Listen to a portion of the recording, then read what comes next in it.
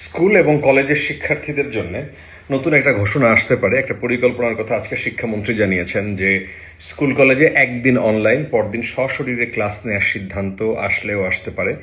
আজকে এটা পরিকল্পনা আকারে চিন্তা করা হয়েছে বলে শিক্ষামন্ত্রী আনোয়ার ইসলাম হক মিলন বলেছেন। তিনি বলেছেন যে দুটি বড় জিনিসের কথা তারা বলেছেন। একটা হচ্ছে যে সপ্তাহে এখন যেহেতু ক্লাস হয় 5 দিন, অর্থাৎ শুক্র শনি বাদ দিয়ে, সেটাকে 6 দিন ক্লাস করার কথা আসছে প্রস্তাবে, অর্থাৎ পরিকল্পনায়। এই 6 দিনের 3 দিন হবে সশরীরে ক্লাস আর 3 দিন অনলাইনে ক্লাস, এবং সেটা অল্টারনেটিভ ডেতে, অর্থাৎ শনিবার যদি হয় সশরীরে ক্লাস, রবিবার হবে অনলাইনে ক্লাস, আবার সোমবার হবে সশরীরে ক্লাস। এরকম করে তারা সপ্তাহে 6 দিন শিক্ষার্থীদেরকে এই আদলে পড়াতে চান। বেসিক্যালি এই আলোচনাটা আসছে যেহেতু একটা বৈশ্বিক সংকট দেখা দিয়েছে, ইরান যুদ্ধ চলছে, মধ্যপ্রাচ্যের এই সংকটটা কবে নাগাদ ঠিক শেষ হবে বা একটা সাধারণ পরিস্থিতি আবার পৃথিবীতে বিরাজ করবে এটা যেহেতু জানা নাই, সেহেতু একটা সংকট মোকাবেলার জন্যে এই কার্যক্রম। এবং আরও একটা বড় ব্যাপার হচ্ছে, এটা সারা বাংলাদেশের জন্য বলা হয় নাই, এটা বলা হয়েছে মহানগরের দিকে, অর্থাৎ মহানগর কোন শহর, মানে ঢাকা শহর একটা মহানগর।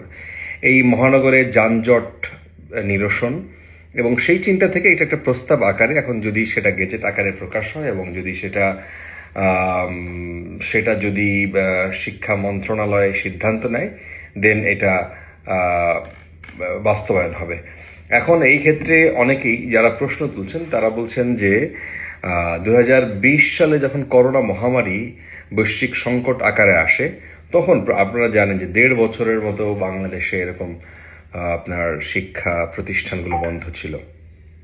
কিন্তু এই 1.5 বছর ধরে বাংলাদেশে যখন এই শিক্ষা প্রতিষ্ঠান বন্ধ ছিল, বাচ্চাদের মানে এক রকমের মানসিক দৈন্যতা এবং অসুস্থতাও সবার মধ্যে বিরাজ করছিল, এবং তখন আসলে এই অনলাইন বিষয়টা সামনে আসে এবং অনলাইনে ক্লাসও নেওয়া শুরু হয়। সেটা মাদ্রাসায় বলেন, স্কুল ইংলিশ মিডিয়াম বলেন, বাংলা মিডিয়াম বলেন, কিন্তু বাংলাদেশে এরকম জোড় বেজোড় মিলিয়ে এই ধরনের কোনো সিচুয়েশন কোনো সময় আসে নাই, এবং এই বিষয়টাও আলোচনা হয়নি।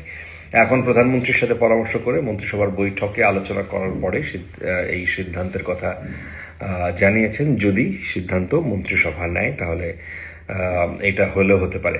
আজকে শিক্ষা মন্ত্রণালয়ে শিক্ষকদের প্রতিনিধি ছিলেন, শিক্ষা বোর্ডের কর্মকর্তারা ছিলেন, এরপরে শিক্ষাবিদরা কয়েকজন ছিলেন যারা বই অর্থাৎ এনসিটিভি, অর্থাৎ যারা শিক্ষাক্রম পাঠ্যপুস্তক বইয়ের সাথে জড়িত এরকম ব্যক্তিত্বরা ছিলেন।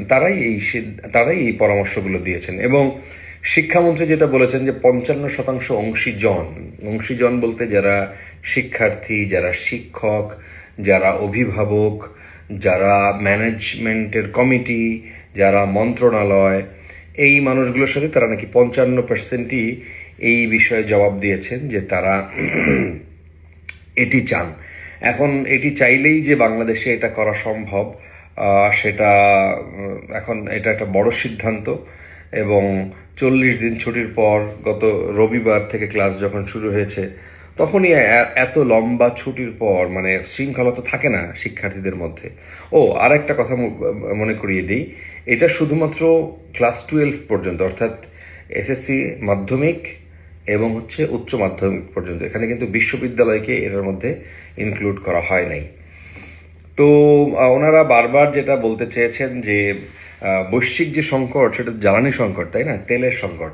এখন স্কুল বন্ধ করে রাখলে এই তেলের সংকটের সাথে এটার কি সম্পর্ক, বা কতটুকু সম্পর্ক, বা কতটুকু প্রভাব মুক্ত হতে পারে।